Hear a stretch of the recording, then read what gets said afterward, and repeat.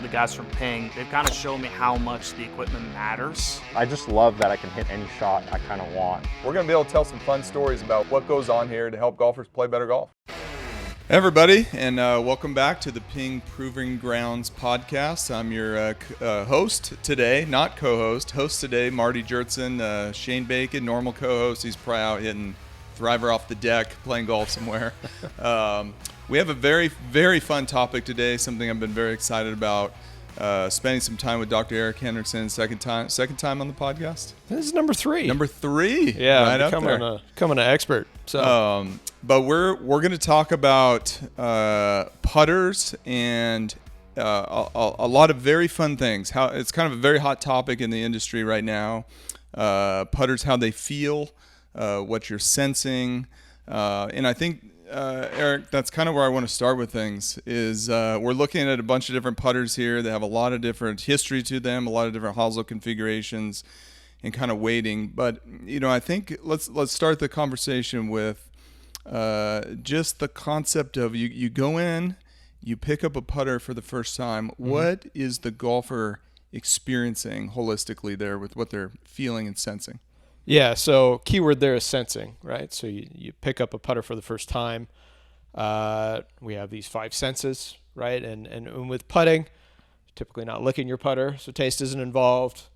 Maybe you want to smell it, but really it's touch, right? It's the visuals, and then impact is what it sounds like, right? And so each of those plays a role in our experience as we execute a putting stroke. With a putter or various putters. And I think when you first put it down and there's no motion, right, that's going to be really dominated by visuals. Right? Does it sit right? I know Tony, our principal putter designer, spends a lot of time making sure each of these models sits square to the eye, right? And what are the different alignment aids that will help somebody set this thing down and have confidence that they're pointing it in the direction that they want to point it. So sight is that first one. I think the second big one, both at setup, if you're hovering your putter, you're going to feel the weight of it. It may have a little tendency to maybe want to rock open as you hold it, and we'll hit on that in a little bit, and why that may be important and what that does to how you feel like you're pointing the putter. And then obviously you're going to start moving it, right? And so the balance, the weighting of it, you're applying forces and torques to the putter to move it and make a putting stroke. So tactile feel, this word called proprioception, right, is really important. And we're going to dive into that one too. And then it impacts sound, right? We have different, we at Ping offer different groove depths and patterns that really influence the acoustic. Different ball you use can influence that experience. Yep. So each of those senses has its place. Looking into sensing, I was kind of fascinated with, which one is kind of the most important, how fast can we process data? And I was really surprised. Initially, I thought, surely it's sight, right? Speed of light, it's fast. Yeah. But you got to process that. And so actually, if you look at literature, they would suggest that from a human response standpoint, sound is actually the quickest thing we can respond to. It's, processing is like, say, 150 milliseconds. And then touch is actually a very close second. So what we feel is that we react to that very quickly. And visuals is actually like lagging quite a bit behind those two. Interesting. And so as we want to execute a putt, right, we're using all those senses to execute that task. And so how we design a putter and how they interact with all those senses is really important. Let's break it down into what you kind of feel like, just aiming. We know that aiming is important, whether you're trying to aim perfect to your intended start line. We've seen a lot of great players maybe aim slightly left or slightly right, right? And then we try to optimize for the consistency of the delivery. But let's talk about what the player, what physics are in play when the player's just lining up the putter, so not swinging it yet. Yep. And so I think let's just say you're hovering it, right? Yeah. And so to hold that putter you're first kind of holding it at an inclined angle. So there's this, to maintain that putter at this inclined angle and for it to not just drop down. This is the lie angle. Yeah, this is the lie angle. Okay. There's a torque that you're applying, right? In your hands, you feel it, to keep that putter from, not just dropping straight down. Depending on the depth of that center of gravity in the putter head. So a mallet may have a really deep CG. A blade might have something that's a little closer to like the shaft axis. You can move that shaft axis, and we'll talk about onset and offset relative to that center of gravity. But the deeper that CG, the more that putter might want to open up. So you end up having to, at setup, if you're hovering that putter, provide a torque kind of about the grip axis or about the shaft axis to keep it from rocking open at times. And I'd argue that's not a bad thing. It's a signal. It's something that you can use to then understand where the face is pointed, right? It's a response that you're having to kind of react to, and that could be a good thing, right? It's something you can use to set up. And then obviously you're holding it up, right? So there's this force that you're using to kind of hold the putter above the ground. So depending on where the center of gravity is, where the hosel position is, you're going to be probably, no matter what the putter, you're going to be applying some torque to maintain the lie angle. Yeah. And then the amount of, kind of about the grip torque you're applying is going to be dependent on the hosel position, center of gravity relationship. 100%. Okay. Now that's what you're doing kind of just statically. You're aiming it, maybe you're hovering it, you're kind of light. You've seen some players kind of lightly tap the putter, things of this nature. Then what happens, like when you're making your main stroke? What's at play? What are golfers feeling and sensing in that aspect? Yeah, so we did a lot of research on this right when we first started, and it's kind of how we our fit for stroke philosophy kind of evolved. And so looking at when you start moving that putter, there's going to be players that don't rotate the face a lot. You've heard kind of, I'm keeping this thing square, pendulum. Maybe they bend over a lot and try and keep it so the face doesn't rotate a lot during the stroke. And then, you think of some other really prominent, really good putters in the game, right? You see their face swinging open and closed. And so when you do that, you're using the center of gravity to feel where the face is pointed. And you have to apply some different torques and forces to get that putter to move and that face to rotate kind of along the path that feels best to you. And so, you take something that's really heel shafted. This is an old Karsten 3. And if you don't apply any torque and you pull it back, its natural tendency is to shut a little bit and then open. But during anybody who takes a, putting stroke, they're probably going to open that face a little bit. So they're providing a torque to counteract the tendency for this to shut by opening it, which again, like we can debate whether that's a good or bad thing. I'd argue that actually helps provide some feedback to the player of where the face is pointed, right? And so that definitely has a big influence where that center of gravity of the putter head is, or the center of gravity of the full putter is, on what you feel when you make that stroke. And ultimately, you talked about consistency, right? Our goal is to match up that weighting and that balance with a player's natural movement tendencies to provide a very consistent stroke, repeatable. And so constantly trying to match those up, and there's going to be maybe some different combinations that work for different players as a result of that.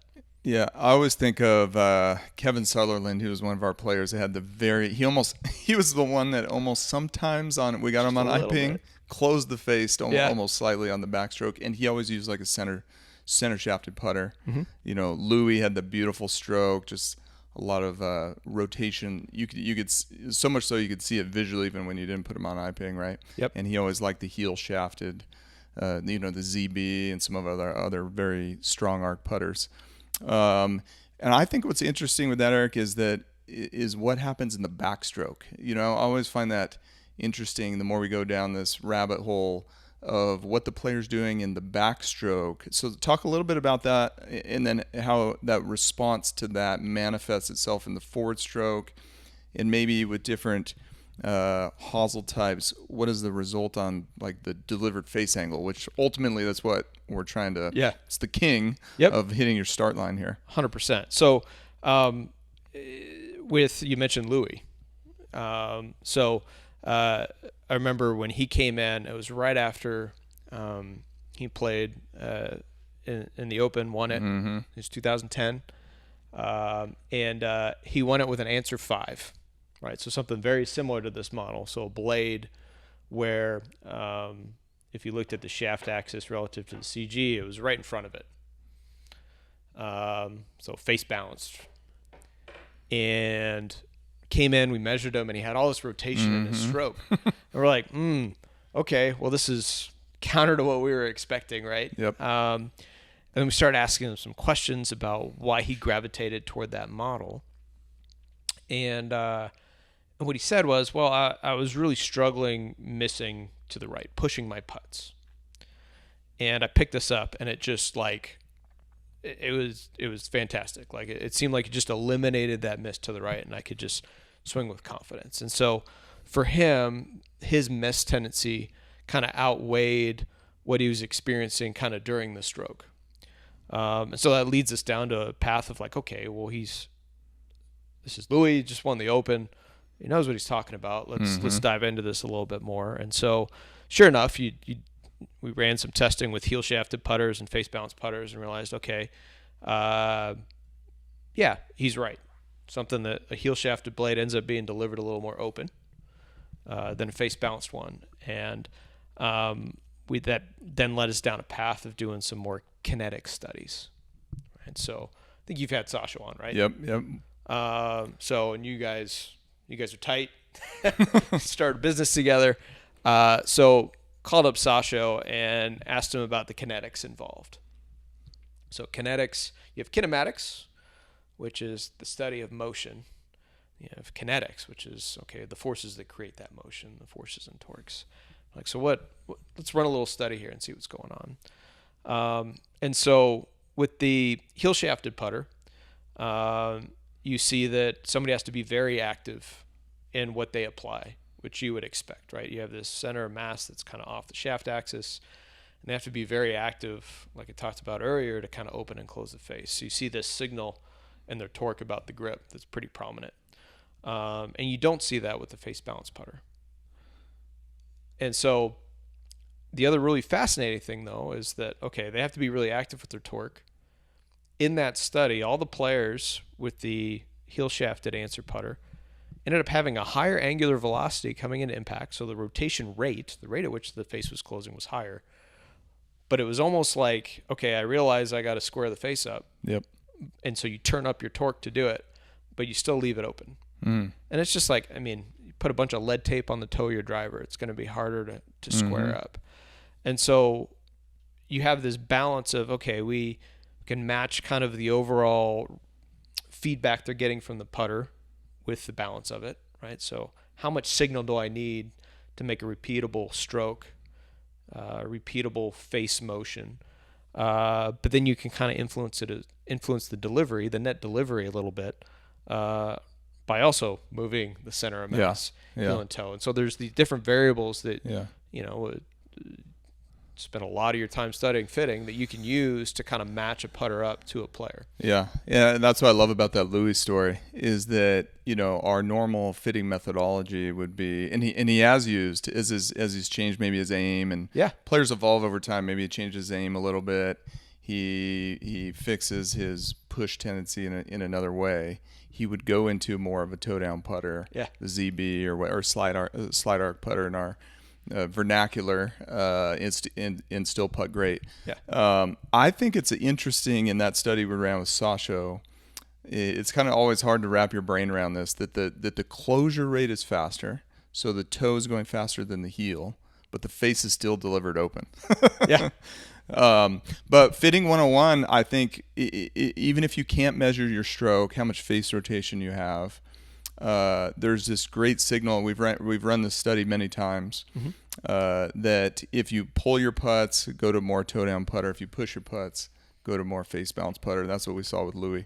100%. And what percentage, Eric, of the start line of the putt is the face angle, right? Yeah, it's about 90%. Okay. And so done a bunch of studies on this through the bag, right? But for a putter, face is really important. It accounts for 90% of where that ball is going to start. Yeah. Let's we're looking at some fun putters here. Yeah. Let's look at this one where it all began.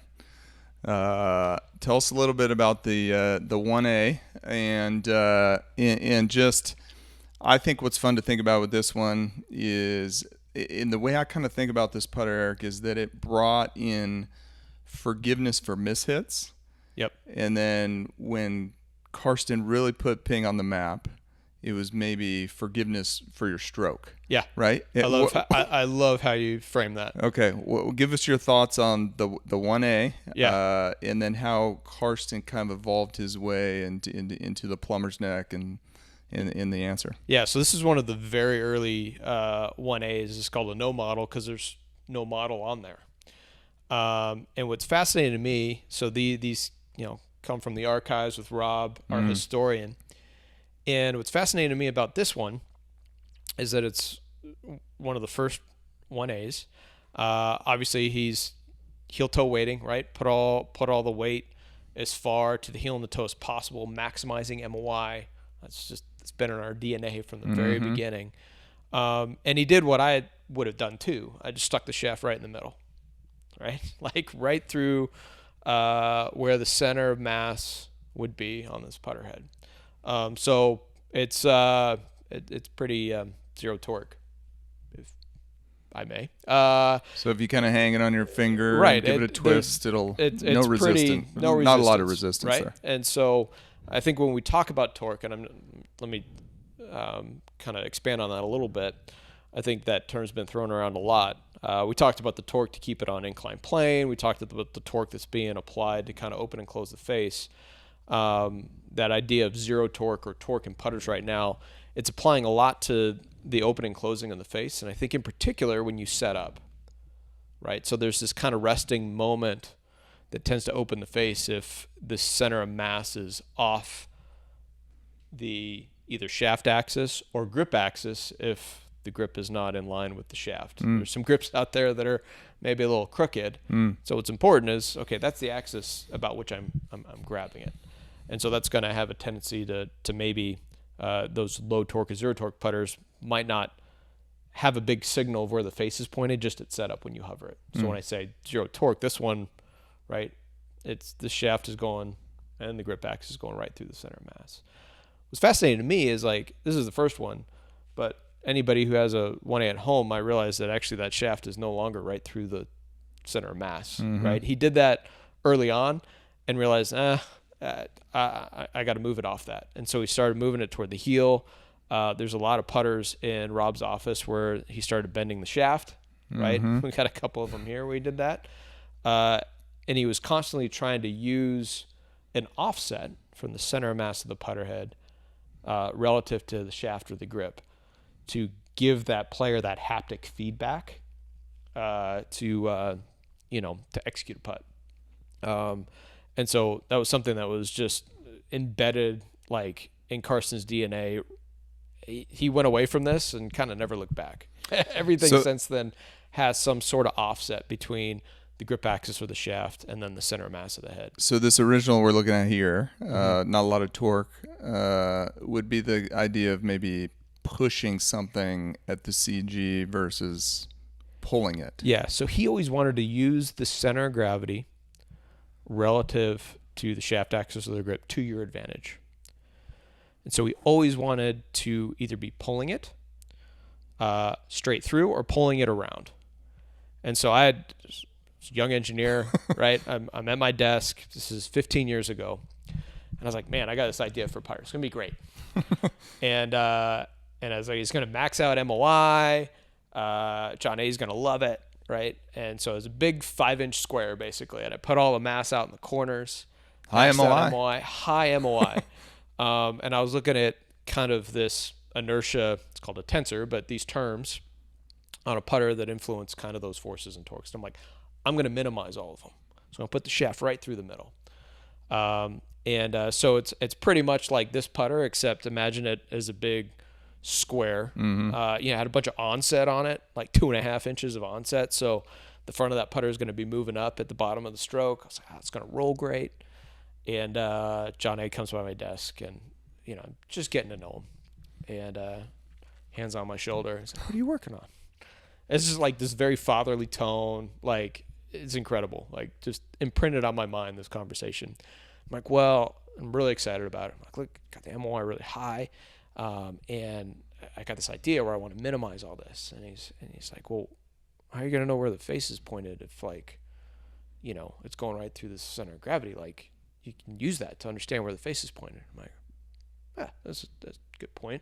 And he's like, and he's like, Karsten used to talk about this wheelbarrow analogy. Have you ever, heard that? And I was like, no, I hadn't. And so he's like, well, when you go up a curb with a wheelbarrow, what do you do? I'm like, well, you turn around and pull the CG up the curb because it's way more stable. And he's like, exactly. And then he got up and went on and visited with some others. Yeah. And so if you think about, and I ran this analogy by him last week, like a water skier kind of going behind a boat. And if the boat's going straight, if the water skier gets a little offline, like that water skier is like the CG in this analogy, right?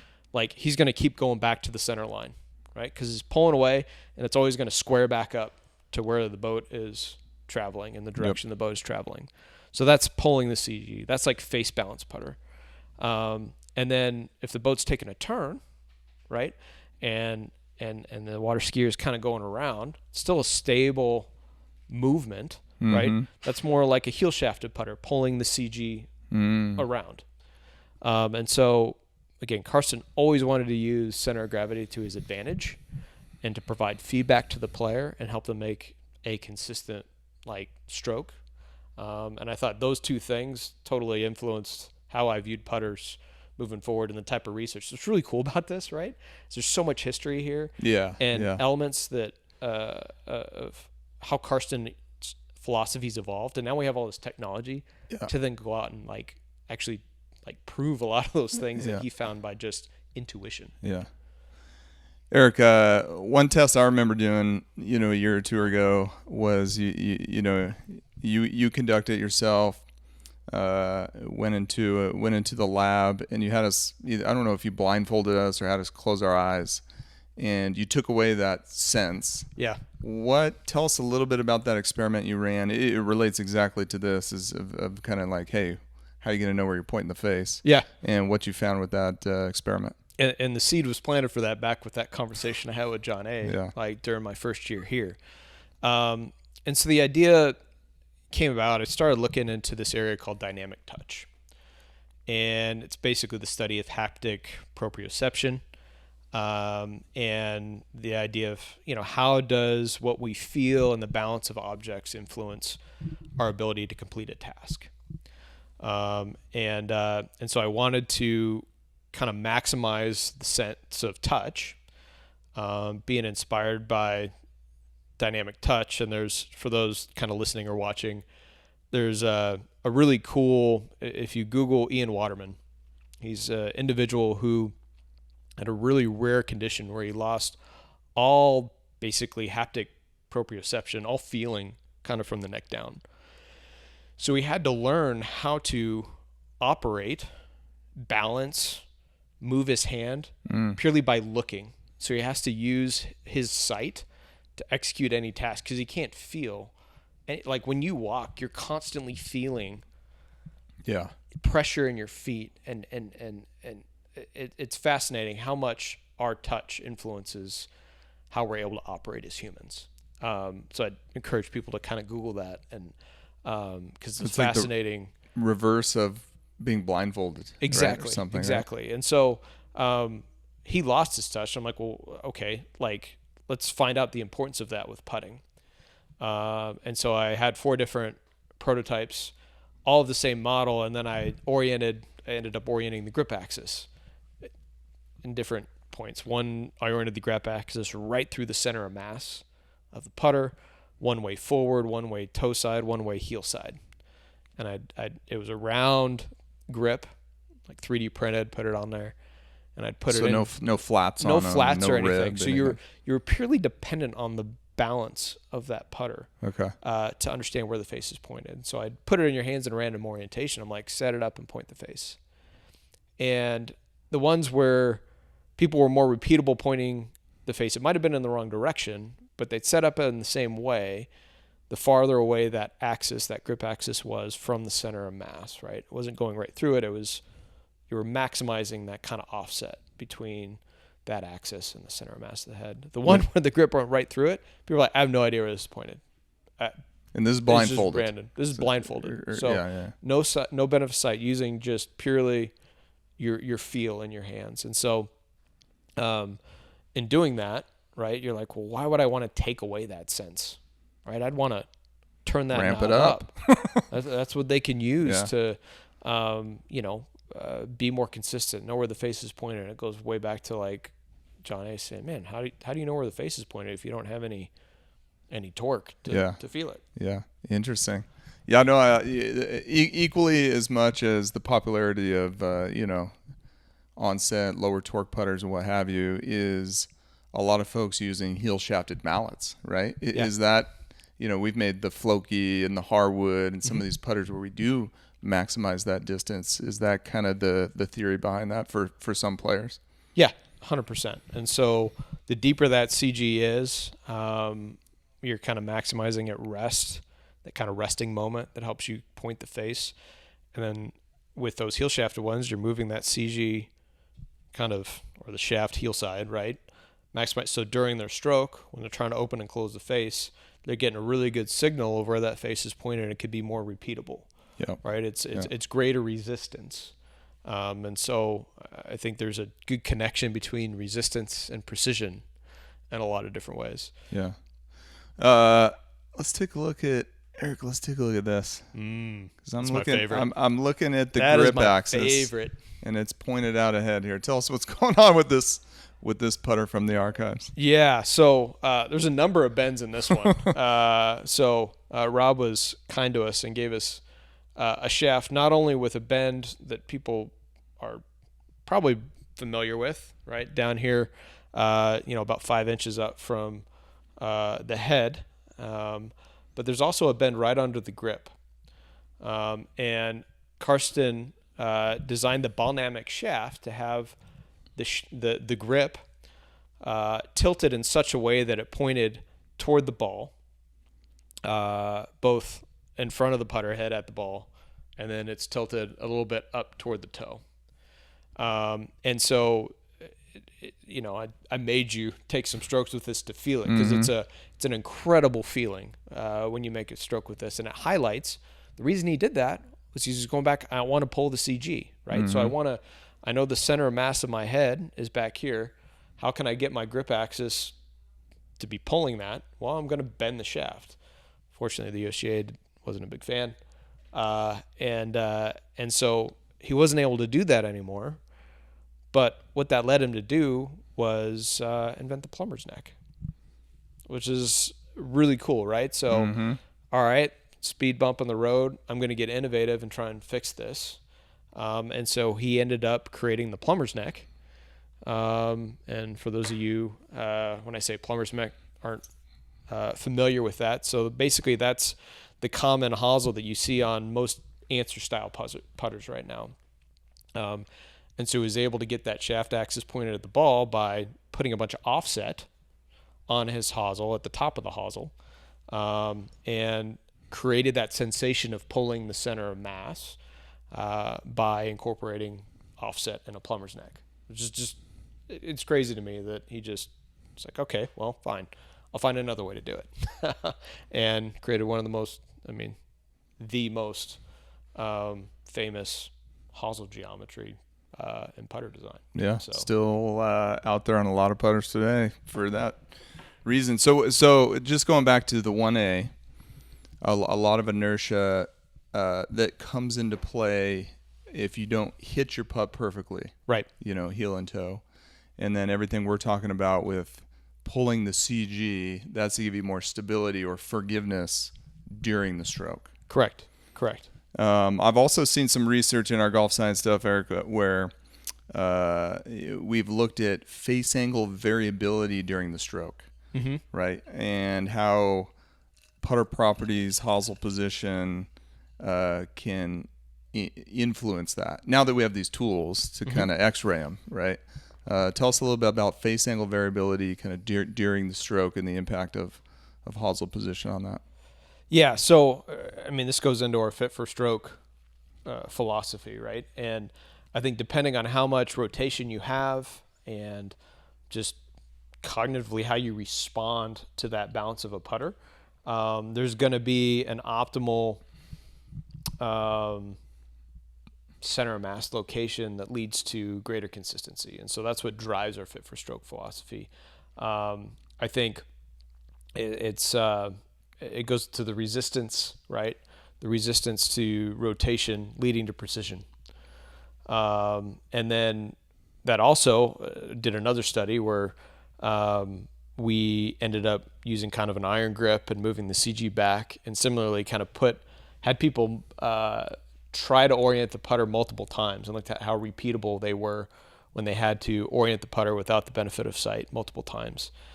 And they got way more repeatable the bigger that offset was, the bigger that torque was, because it was a bigger signal for them to adjust and feel.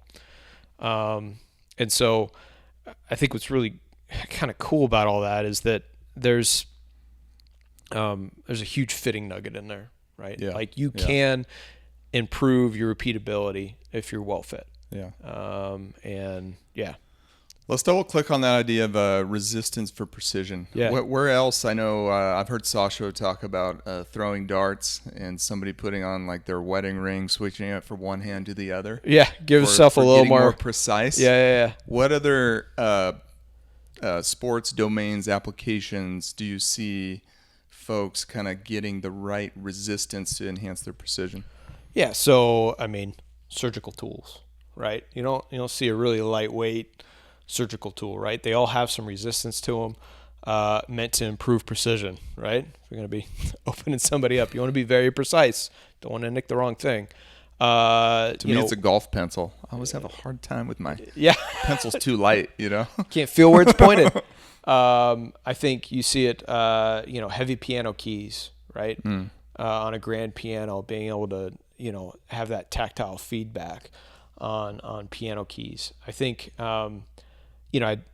my son's 14, and he's like, "Hey, Dad, I want to start going to the gym." I'm like, "Great," and so go to the gym. I ended up calling up Sasho, and I'm like, "Dude, my son wants to start, lifting weights. Help me out. Make sure give me a little program here to make sure I'm not putting him down the wrong path." And so we chatted, and it was really crazy to me as I got him down on a bench, gave him 2 dumbbells. I'm like, I'm going to give him the lightest things I can find because I don't want to hurt him. And he's never done a bench press before, right? And so it's like this giraffe learning to walk thing. Him, because they're super light, so he's having a hard time even, And I'm like, oh, he needs more weight, so he has some resistance and he can like feel where it's going. I don't want to give him too much weight, right? Because then other things will happen. Put a little more resistance in there. All of a sudden his form got way better because I added some resistance to his motion. And I thought it was a great analogy of like, how adding some resistance, some inertia can improve precision. And so as we're talking about putters, if you have somebody who's rotating the face a lot, you give them something heel shafted and the CG's off that hosel axis, that grip axis a lot, they're going to have more resistance, but that resistance is going to help them be really precise because they need it. If they're moving their face around a lot, there's a lot more degrees for them to square up if they're opening it a lot on the backswing. Yeah. Versus somebody who maybe doesn't, they don't need as much resistance when they go back, but you still want to be pulling the CG, right? So Karsten, ended up gravitating a lot toward the face balance putters because he felt like, hey, that's stable coming through. Yeah. But there's that magic mix depending on how much rotation you have to help improve precision and provide the right resistance, right, for a given player to help them be as precise as possible. I think that's a big thing we've tried to do in our fitting philosophy, whether it's eye-ping, handicap score, just trying to incentivize and measure that repeatability. I mean, it's still the fundamentals of fitting with eye-ping here in the putting lab is somebody's not matched to the right resistance for them effectively, and we get them into something that matches better. Their repeatability goes up. We can measure it, and then have success on the golf course. Yeah, and then walk away with a lot of confidence. So Eric, let's transition to a little bit to onset offset, because you pull the CG using offset. Yep. But here we are. We have Corey Connors, one of our best putters and players, using our Ally Blue Onset putter. Yeah. So tell us a little bit about the benefits of onset and what physics properties are in play here that still allow him to. Is this thing still pulling the CG or not? Great question. There's a number of different variables at play with this design, right? And so to answer your first question, yes, it is still pulling the CG. The CG is located off that shaft axis, right? There's a little bit of toe hang on this, but it definitely keys in at a certain angle when you hold it up like that. And that helps Corey and players who use this model still feel where the face is pointed at setup. And relative to maybe an Ally Blue with like a plumber's neck, the CG is not as deep relative to that axis. So it's going to feel as it moves through the putting stroke for Corey less like a mallet and more like a blade, because we've moved that shaft axis back closer to the center of mass. It's not in line with the center of mass. It's not above the center of mass, toe side of the center of mass. It's forward of the center of mass and heel side. This is going to have those torques that maybe he feels with a blade, but give him the forgiveness and the footprint of a mallet, which is really cool. So something feel-wise that might be a little bit more like an answer in his hands. Okay. Somewhere between an answer and I'd say a B60.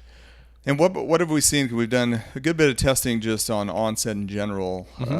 What have we seen with some of the benefits of onset for certain players? What might somebody need to do? We're just starting to incorporate this in the lab with these putters from a fitting standpoint based on how it's delivered and things of that nature.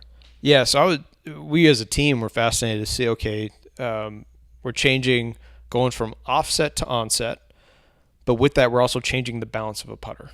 And so we had limit curves for center of mass relative to the shaft axis, heel toe, and deep. And so we're like, okay, we're moving closer to the center of mass. So it's probably going to be delivered a little more closed, not more open, right? You go heel shafted, more open, more face bounce, more closed. So we have that variable going. But then we also have limit curves on offset and no offset. And we knew that as you take offset off, people tend to set up and deliver the face a little more open, which like this has both those going on. It's got one variable that's saying this is going to be a little more open because I'm taking away my offset.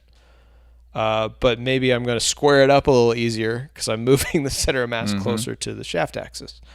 And so what we found in our testing is with this particular model, players comparing that to something that's, say, got a plumber's neck on it, or maybe a double bend with a little bit of offset, they're going to tend to deliver it a little more open. And if somebody, say, typically use a face balance putter or a face balance mallet and they miss left, this might be a really good option. Left for a right-handed golfer if they pull their putts. This might be a really good option because it biases, because it's got onset, it's biasing a player to be a little more square if they tend to pull their putts.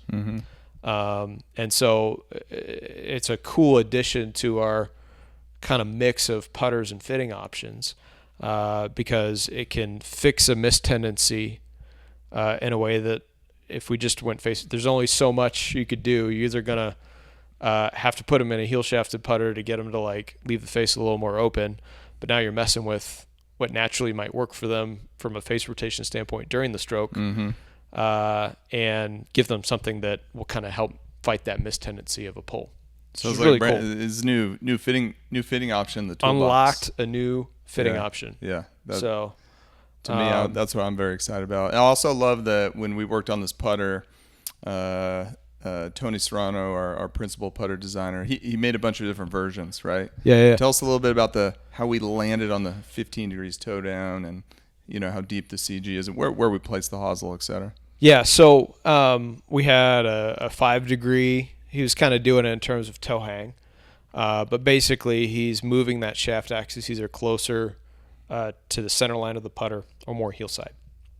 And we landed at the 15 for this particular model because it fit right at the center of the bell curve of our fitting philosophies. So we would categorize this as like for somebody who fits into our slide art category, which is a good 60 to 70% of all players fit into that category.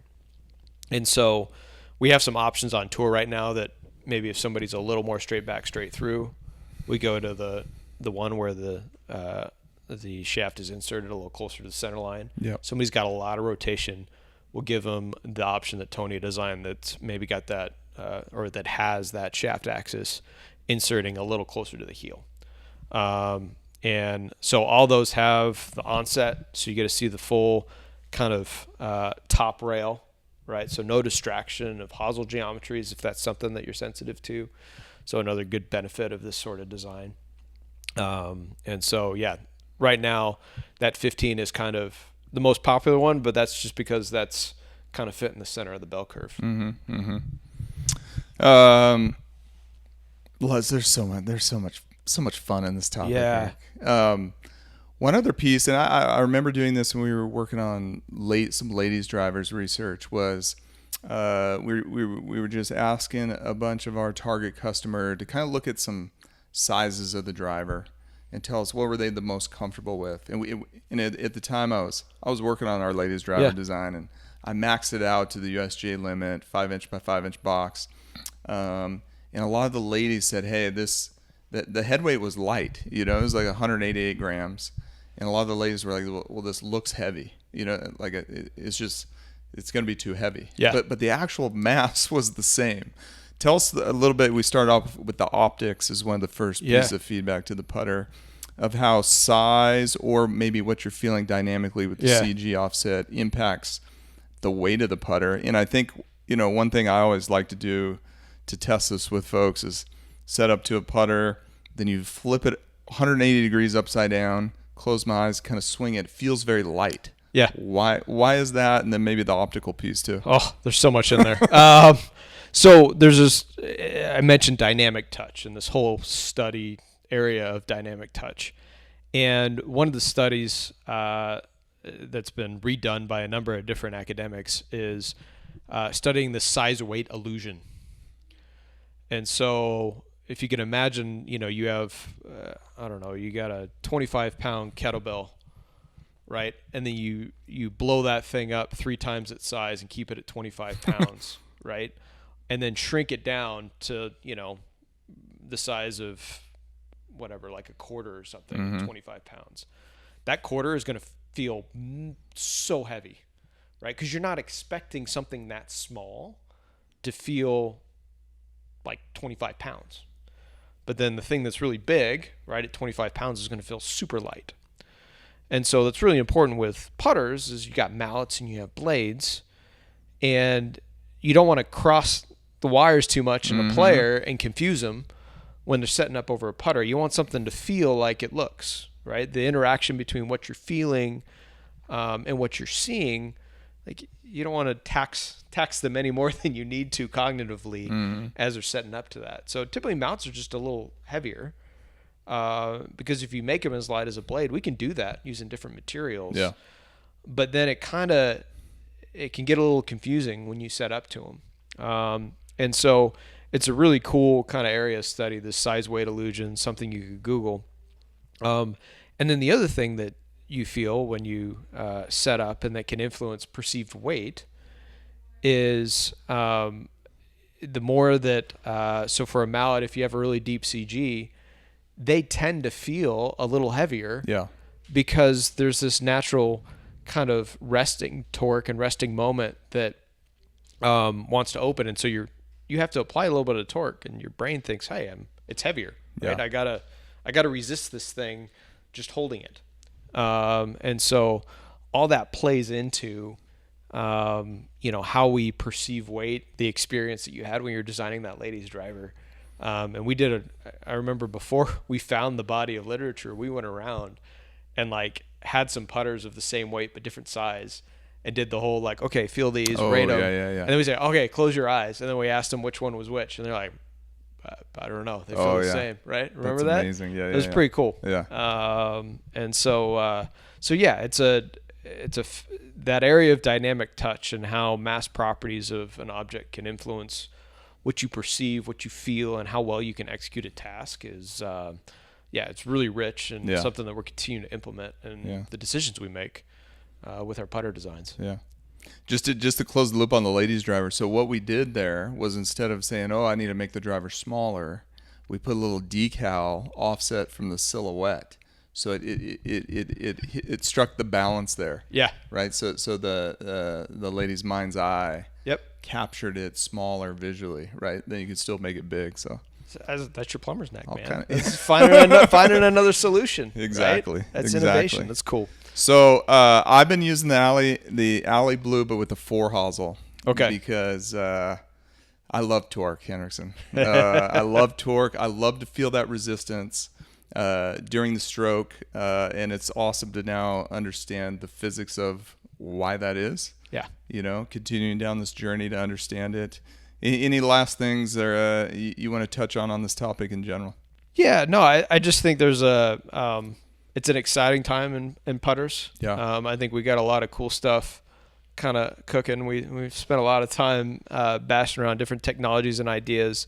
And so, I just, I want to highlight that, there are, a variety of different ways that you can weight a putter that match up with different players' strokes and abilities. And I think when you take away, I hesitate to take away a sense, right? Yeah. To like minimize one of those knobs, to the point where like, well, I'm now eliminating its ability to like help somebody. Yeah. And so that's just a philosophy of ours, that it's like we want to maximize that. Like we think a lot about what we're seeing, what we're feeling, what we're hearing when we design a golf club. All those things are really important, and you don't want to minimize any of those. Yeah. Words of wisdom. Third time on, Dr. Erik Henrikson. So much fun. This was a fun one. We went down a little history lesson, right to our contemporary design approach. Yeah. And hopefully all the listeners out there, whether they're club fitters or consumers in the market for a new putter, helping them understand maybe some putters they've liked in the past, what they're feeling, what they're sensing. Hopefully there'll be some folks out there closing their eyes, trying to point some putters. Oh, do it. That is probably a good way for folks to. Is that a good test for folks to do on their own? Let's say you're going into a putting corral. Yeah. And you're like, which one of these can I aim the best? Is that a protocol folks can do? 100%. Right. I think it helps. What it'll do is it'll help maximize that sense. Right. Anytime you take away a sense, all your other senses have to kind of go into overdrive. So why not, when you go into a putter corral and not be biased by the alignment alone, close your eyes and be like, does this still feel, as I swing this, like I could be precise with it? Yeah. Because you don't want your eyes to fool you, right? And the visuals are important, right? But you're not staring at the thing as you're swinging it, right? Yeah. And so by taking that away, it'll kind of heighten your sense of, I see you close your eyes when you do aim point, right? Absolutely. Right? Yeah. You're trying to go in and you're trying to maximize what you feel with your feet and minimize all the other senses, right? Yeah. Probably put your hands over your ears if you could too. But yeah, I love that. All right, let's end on that one. Thanks for being with us, Yeah. and we'll see everyone next time on the Ping Proving Grounds podcast.